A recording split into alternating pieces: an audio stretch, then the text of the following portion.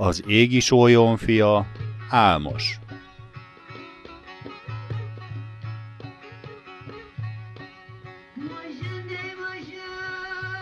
Egy fényes turul száll alá a földre, a Kaszpi nagyvíz mellett élő lovas népek szent területére, a Kuma folyó partján elhelyezkedő pusztaszerre. Itt ősidők óta férfias küzdelmekben forr ki a vezetők személye. A legjobb lovas népek táltosai küzdenek meg egymással, az 5 éves sámánképzés végeztével.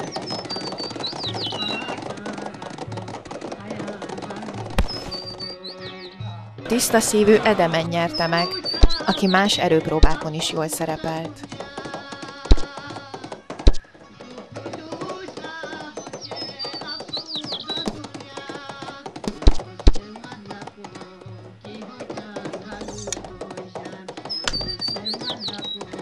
Este közeledtével a pusztaszeri táborban a versenyzőket és a közönséget is bőséges vacsora várta. A vacsora előtt egy táltos asztali áldást mondott. Bort, búzát, békességet, mindnyájunknak egészséget. Áldjuk Isten, ki megadta, annak is, ki ölbe kapta. Tiszteljük, ki megdolgozta, egek áldását reánk hozta. Hanem Gönűz Isten atyánké a tűz, Ukóföld Isten atyánké a fa, és kettejüké a parázs, a lángolás. E tűz melenget minket, és közénk való. Tűzáldásunkkal, áldomásunkkal, az ünnepek és jeles napok étkeiből áldozva csupán bizonyságot teszünk arról, hogy nem szakadunk el őseinktől, átvesszük, továbbadjuk igéiket, továbbvisszük teremtésünk láncát, jóra, nemesre törekedve.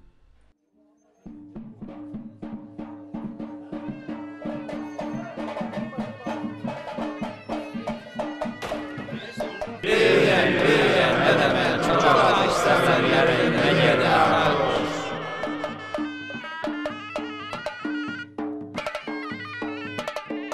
Beiktatták az új magyar főtátost, Edement.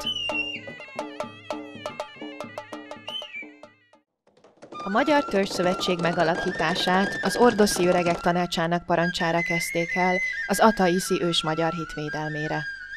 Ennek végrehajtói Mirina beavatott fejedelemasszony, a vantói fejedelem leánya, és férje Káma, a mansi törzs fejedelme.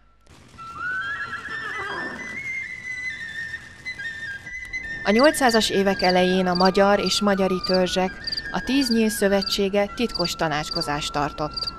Edemen, mint főtáltos, és felesége Embavér, a szövetség aranyasszonya vitte a szót. Az arabok ellen, a mi törzseinket délre rendelték, sokat harcolunk ellenük.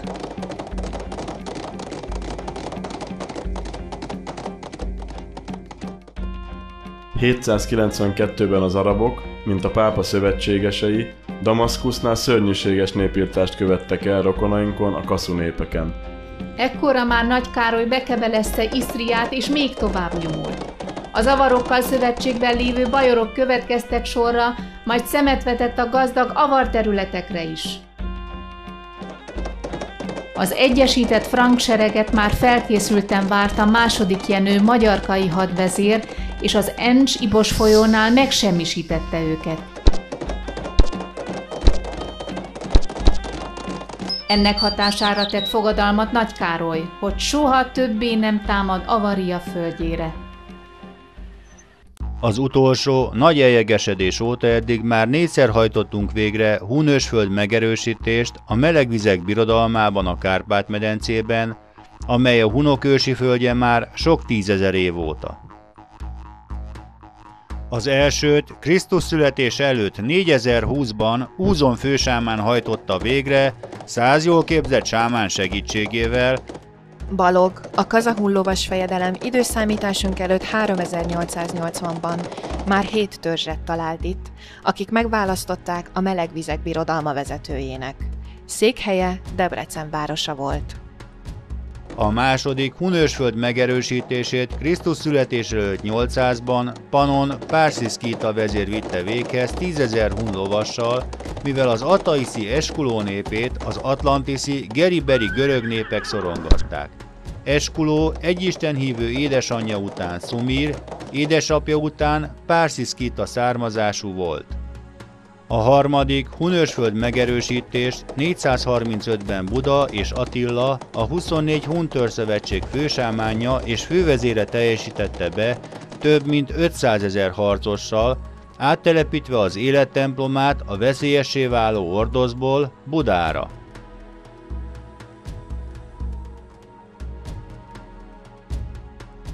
A negyedik Hunősföld megerősítést 570-től Bát-Baján Avar Kagán vezette, Ilona törzseit erősítve és az élettemplomát védve. Így jött létre az avarok égi birodalma. Most pedig mi, a Magyar Törzszövetség megtesszük ezt 5-ször is, a 24 Hun törzszövetség jóváhagyásával, az élettemplomának visszatelepítésével. Harcosaink vérében isteni tűz dobog. Jó tengri, te gyerökeink, mert belőled vagyunk, te benned, te megbévősünkben.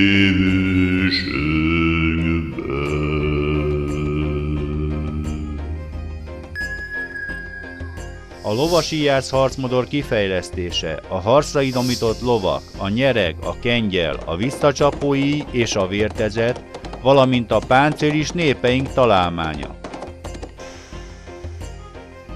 Nem csak ostromgépekkel, bőrladikokkal, gyújtó- és zengőnyilakkal, hanem a hadszintéri rendszeres tisztálkodáshoz használatos, hordozható bőrfürdőkádakkal is rendelkezünk.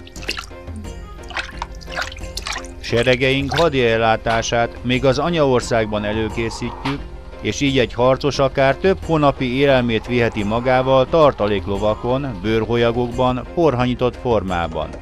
Mivel nem szükséges a hadi utánpótlás, csapatmozgásuk ezért gyors és nagytávú. Népeinket a közös eredet, vezetőink magas szellemi, erkölcsi példája és útmutatása tartja össze akár a testvéreket. Ez tovább erősíti közös ünnepeink és a hétköznapi élet minden részlete, törvényeink veleje. Minden szabad, ami nem árt másnak. Ne bánts, ne árts. Istápolj, segíts.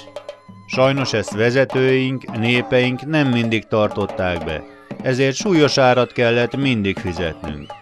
Krisztus előtt 1700 körül Tola fősámán parancsára a mértéktelen fairtás az erdős hüvesz cseppét a Góbi sivataggá változtatta át, egész országokat és népeket semmisítve meg ezzel. Sokszor fenyegetett külső erő is, és fenyeget minket ma is. Azonban, ha összetartunk és törvényeinket megtartjuk, ezeket könnyedén visszaverjük.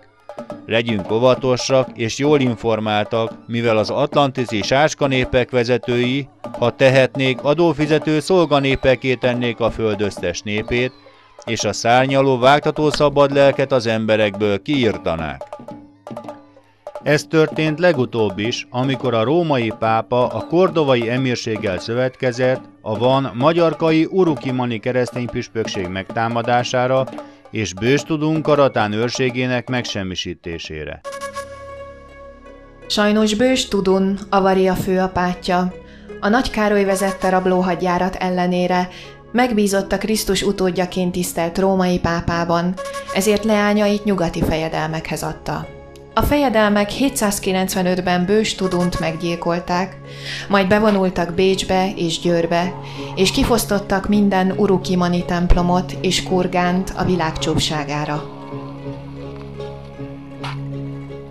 Avária égi birodalma ezáltal meggyengült, a római pápa érsekei és a fejedelmek tovább fosztogatták a nyugati részeket.